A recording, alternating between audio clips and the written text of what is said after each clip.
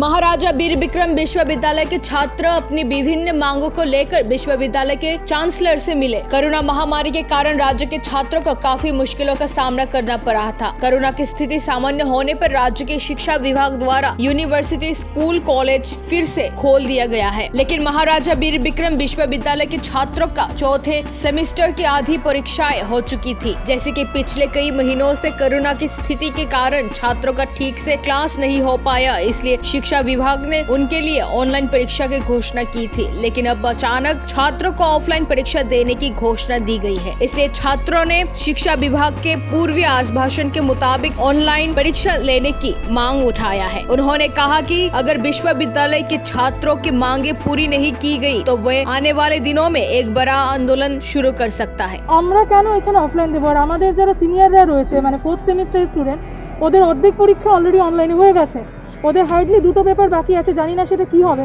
তো আমাদের প্রশ্ন একটাই, যেখানে আমাদের ফুল সেশন অনলাইনে হয়েছে এবং ঠিকমতো আমাদের স্টুডেন্ট তো প্রত্যেকে আমাদের সঙ্গে নেই, অনেকে গ্রামে গঞ্জে আছে, মেসেজ পাঠিয়েছে ট্রেন পাচ্ছি না, কী করে আসবো, তো তারা ঠিকমতো নেটওয়ার্কের কারণে ক্লাসও করতে পারেনি। এখন বিষয় হচ্ছে এই শর্ট নোটিসে অফলাইন পরীক্ষা দেওয়া কোনোভাবেই সম্ভব না।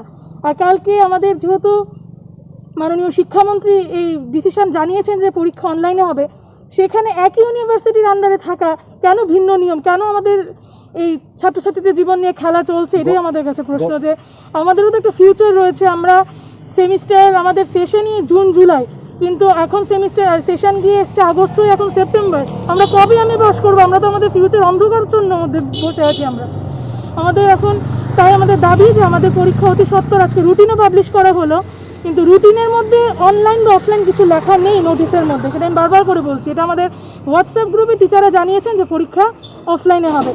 এই শর্ট নোটিসে কেন অফলাইন পরীক্ষা, এটা আমরা মানবো না, আমরা অনলাইনেই পরীক্ষা দেবো, সেটাই আমাদের দাবি।